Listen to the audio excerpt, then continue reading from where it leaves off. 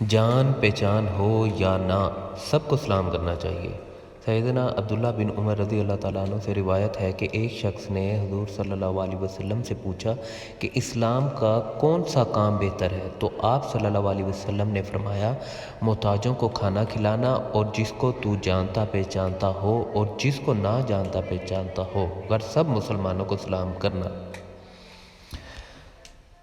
ذکر الہی کی فضیلت۔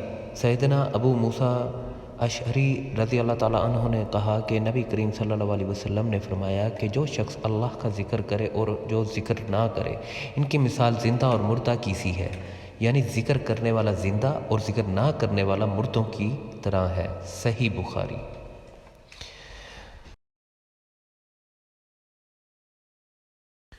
جزاک اللہ۔ اچھی باتوں کے لیے سبسکرائب کریں۔